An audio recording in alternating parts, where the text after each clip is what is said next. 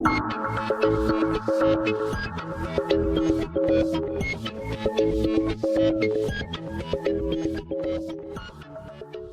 है कि यह सदन मानता है कि नारीवादी आलोचना राष्ट्रवाद की नैतिक प्रामाणिकता को कमजोर करती है। तो सबसे पहले समझते हैं कि नारीवादी आलोचना क्या है।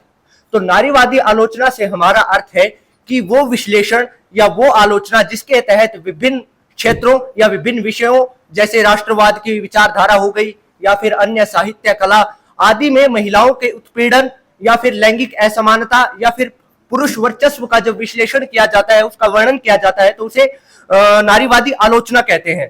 अब राष्ट्रवाद की नैतिक प्रामाणिकता क्या है? नैतिक प्रामाणिकता यानी कि हम राष्ट्रवाद को नैतिक तौर पर मानने की वैधता कि हाँ, राष्ट्रवाद एक ऐसी विचारधारा है जो पूर्णतः सही है, सत्य है, न्याय संगत है।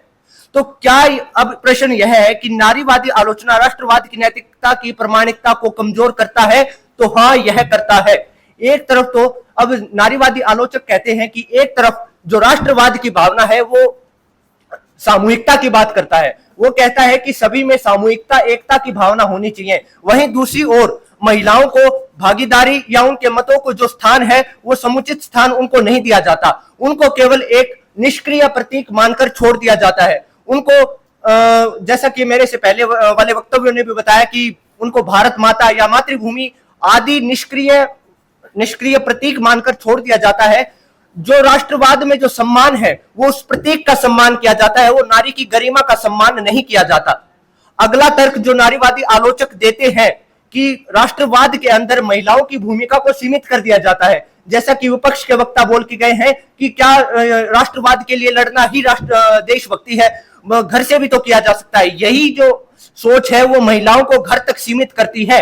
वो कहती है कि तुम संस्कृति के संवाहक हो, तुम उसका संरक्षण करते हो, तुम्हारा राजनीति या राष्ट्रवाद से रिलेटेड कोई भी तुम्हारी भागीदारी मान्य नहीं की जाएगी, तुम्हारा कार्य केवल घर तक सीमित है, तुम एक माँ हो, बहन हो, बेटी हो।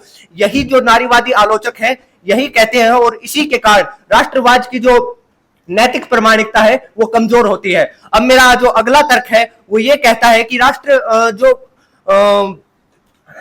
जो नारीवादी आलोचक हैं उनके अनुसार वो कहते हैं कि कैसे महिलाओं को केवल एक तरह से राष्ट्रीय अस्मिता या इज्जत के नाम पर नियंत्रित कर दिया जाता है। वो कहा जाता है कि हाँ, महिलाएं यानी कि हमारी नस्लीय शुद्धता बनी रहे, महिलाओं की शुद्धता बनी रहे, इसलिए उन पर नियंत्रण थोप दो, उन पर तमाम तरह की रूढ़िवादी रीतियां थोप दी जाए, कुरीतियां थोप दी जाए, जिसके कारण उनका जो बुनियादी अधिकार है वो सीमित कर दिए जाते हैं। और ये किस नाम पर किया जाता है? राष्ट्रवाद के या राष्ट्रवाद की नैतिकता के नाम पर। और जब नारीवादी आलोचक इस पर सवाल उठाते हैं तो हाँ, वो उस राष्ट्रीय नैतिक प्रामाणिकता को, राष्ट्र की नैतिक प्रामाणिकता को प्रश्न चिन्ह लगाते हैं, उसको कमजोर करते हैं।